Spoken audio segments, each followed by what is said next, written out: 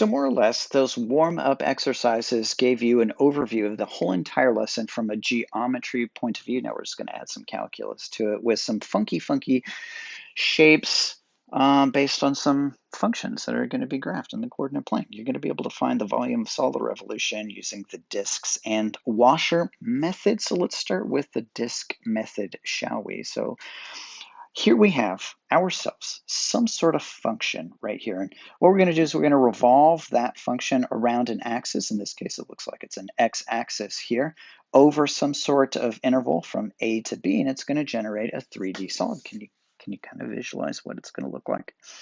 So the way that we do it is that you want to throw in yourself a representative rectangle. Do you remember that from doing that with the area?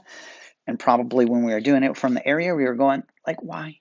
Why am I doing it? Well, it was to set up this process, honestly. Okay, so the height of this rectangle for this particular case, notice that it is just basically a function value, right? It would just be like, depending on where it is, it would just be some function value. That's right there.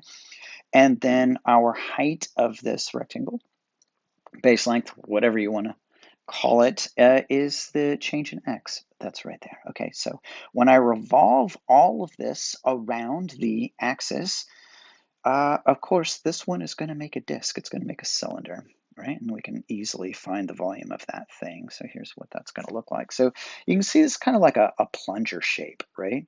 Sort of like a plunger that you got some sort of clogged drains. You gotta, yeah, there's your plunger. That's how you make it. That's how plungers are made, right? It's basically, you can't do plumbing without calculus. Okay, so how do I find the representative disk's volume? Well, like we saw in the previous exercise, just pi r squared times the height, sort of like this, where this r is just going to be our function value, right?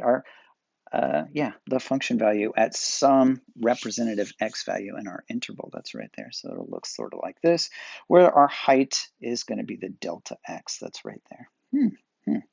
All right then. All right. And yes, like I said, just label that. This is pretty important that this radius here, this big R, is just going to be a function of x, like this guy that's right over here, right? I can see it coming up here, whatever this function is. Doop, doop, doop.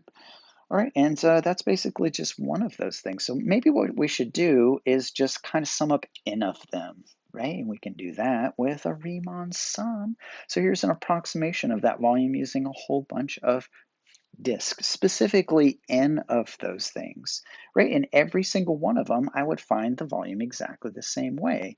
It is pi multiplied times your radius squared times your height. Your radius is just that function value, and then your height is just going to be your delta x for each one. Notice that this is, in fact, a Riemann sum. It's a Riemann sum because you have a function that's multiplied times a width of some sort of subinterval. And if we were to take the limit as n approaches infinity, this will turn into a definite integral, of course. Now, don't worry about this function being squared. It's still a function, right? You got some sort of function that's being squared, still a function, multiplying it times height, or a width, I should say. That's a Riemann sum.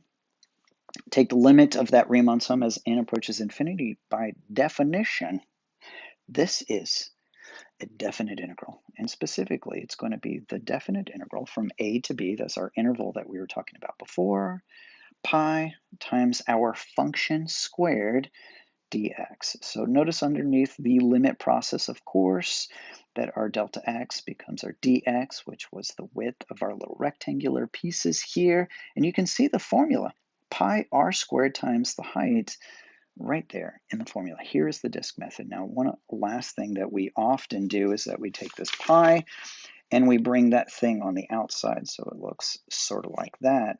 We have some sort of scalar. We have this radius function that's being squared that's on the inside of this thing, multiplied times a dx. Right? Look how easy this thing is going to be.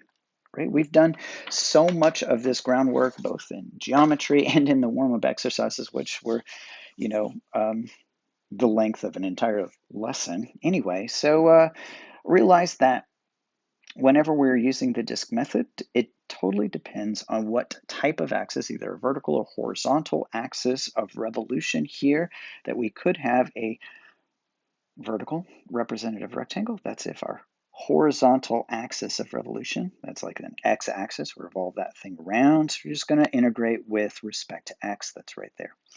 If, however, our axis of revolution here is vertical, then that means we have a horizontal representative rectangle, and when we revolve this thing around, we need to integrate that thing with respect to y.